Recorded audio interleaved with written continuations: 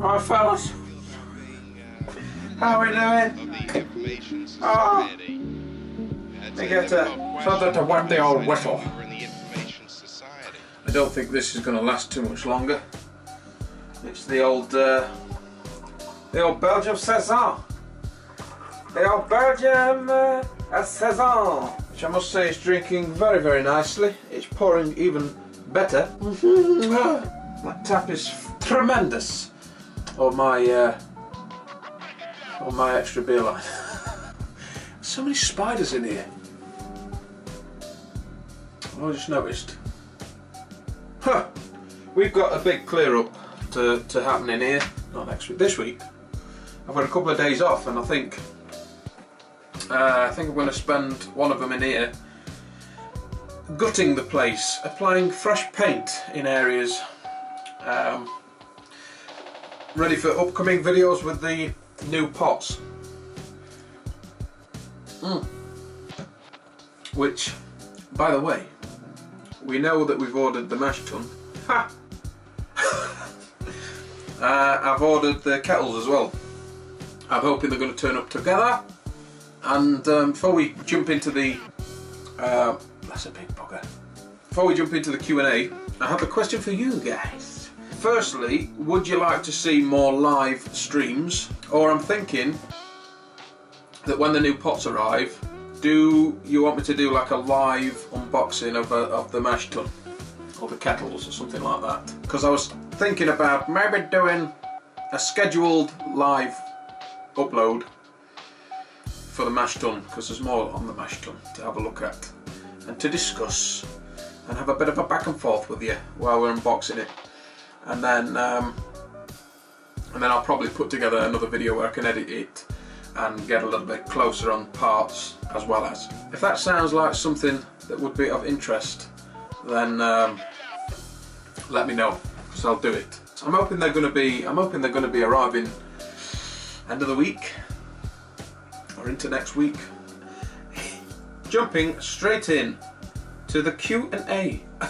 We haven't done a Q&A in ages, and I popped the post on Facebook, and I was like, shit, I need to do the video today before it gets a long-winded video, because we've had quite a few questions. Matt Langridge, he said, ever thought of playing around with Norwegian farmhouse yeast? I've been using a, oh Jesus, Jerns, G-J-E-R-N-E-S strain. The yeast is unstoppable, great for using in warm climates, no off flavours at all, even when fermenting in the mid 30 degrees Celsius range. Yeah, I think I mentioned on the last Q&A that it was something that I was looking into. The old Kvike, the Norwegian farmhouse style. I haven't brewed anything remotely like that, but I like to brew things I haven't brewed before.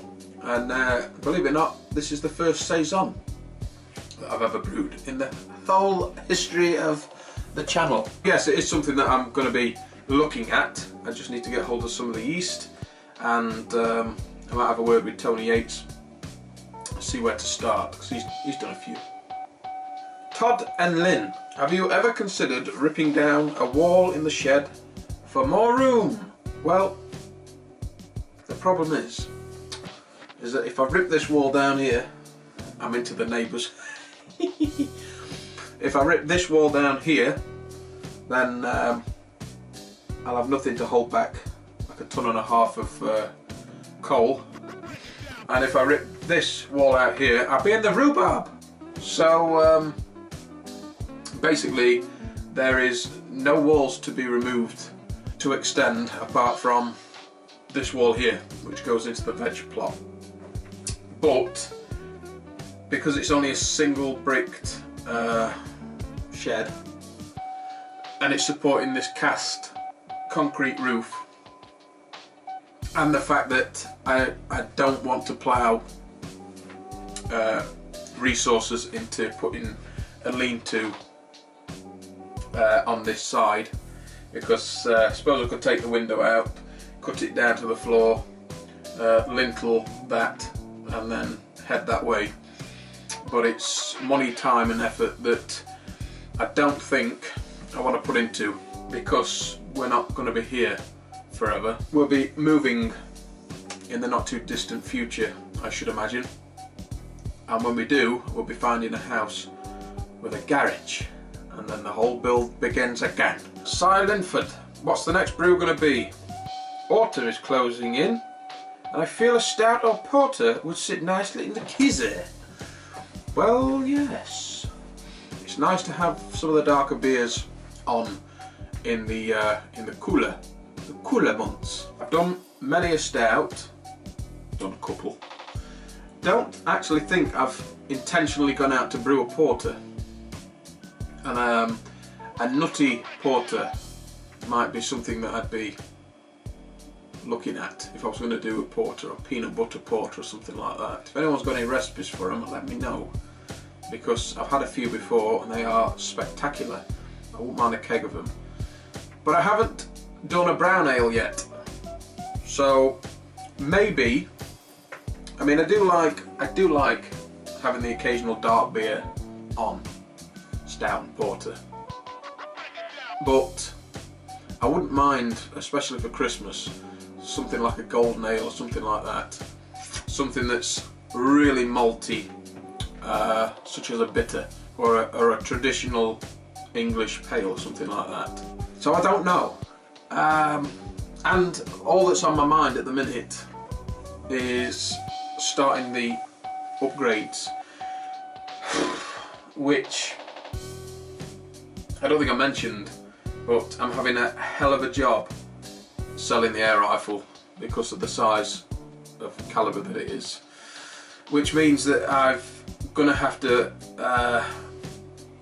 find the money elsewhere, which is okay. It just means that it's going to be a slower process to get the bits and bobs rolling in. So I think what I'm going to do is, once the pots arrive, there'll just be a gradual stream of tinkering about with them when the parts roll in. Aidan O'Callahan. Porter served from a beer engine. Time to get one.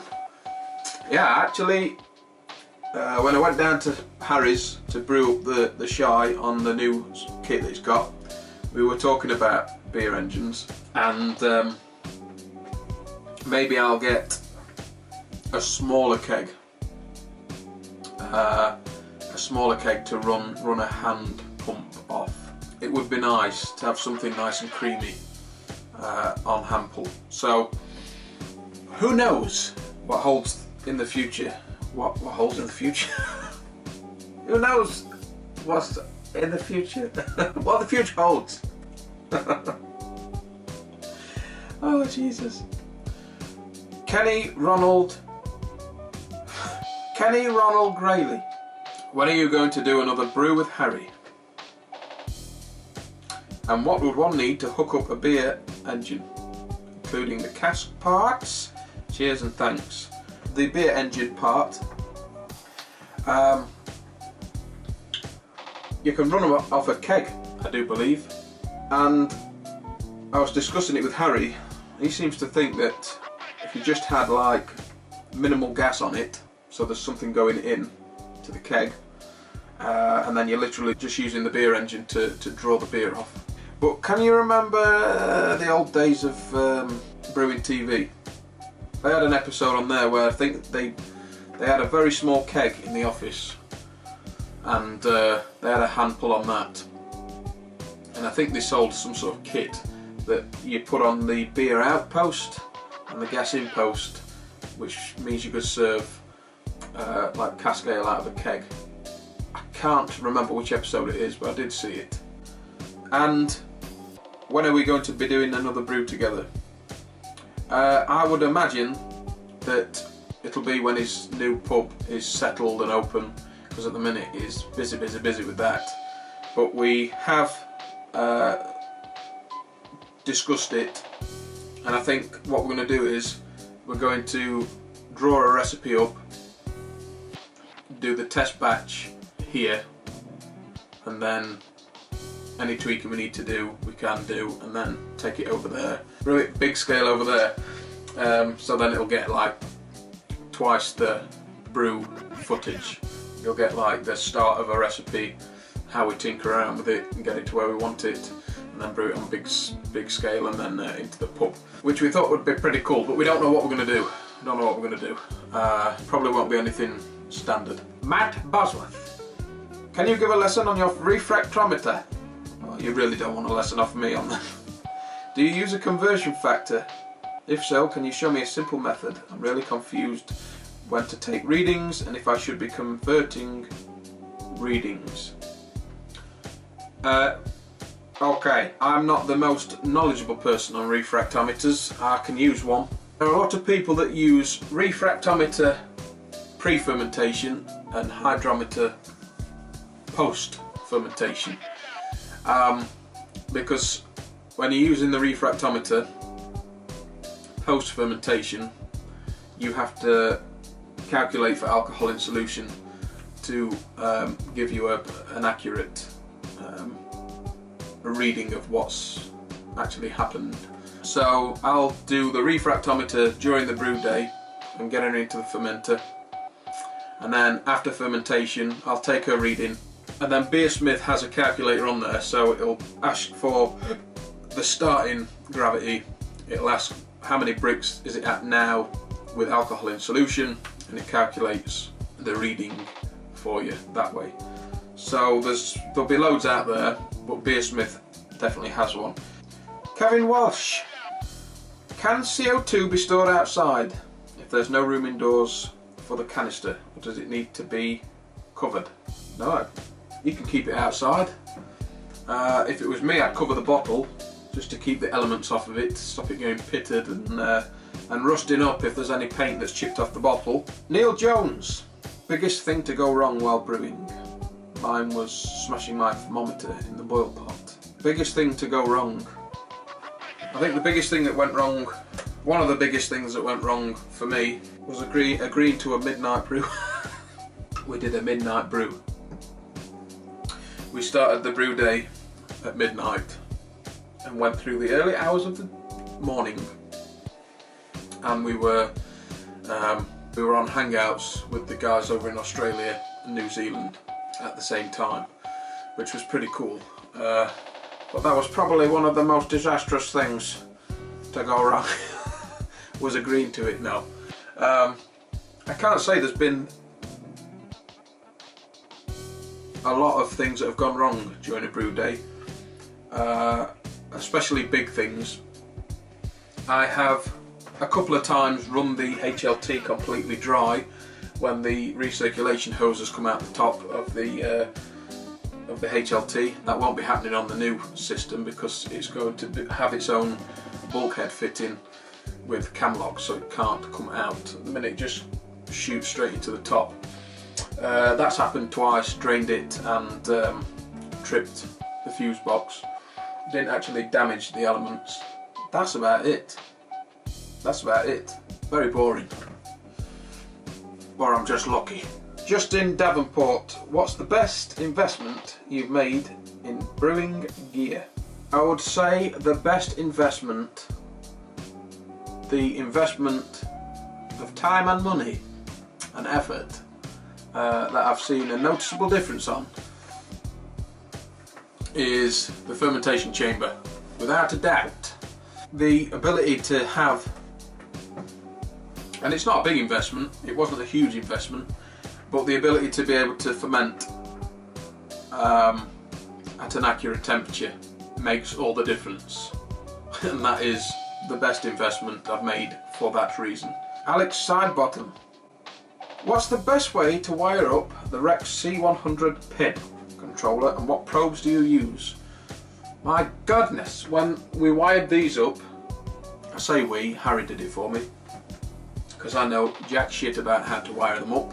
So you're asking the wrong person. It was like 4 or 5 years ago. I cannot remember where I got them from, what eBay seller I got them from. I can't even remember what type of probes I got. What a big help.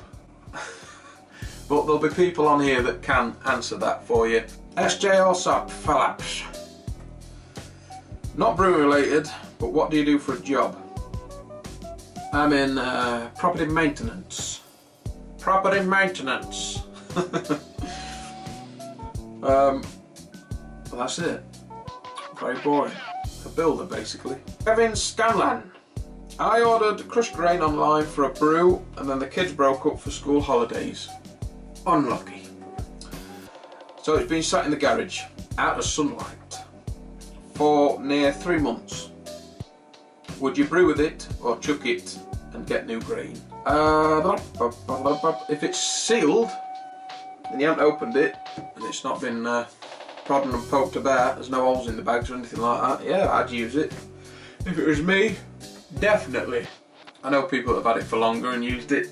It should be fine. I'm sure people as well will leave comments saying they've had it stored for that length of time and used it just fine. The problem that I have in answering this question is I pretty much order the grains and use them like the next day after they arrive. So I've never had any bulk crushed grain stored that I've been able to use and said I've seen no difference.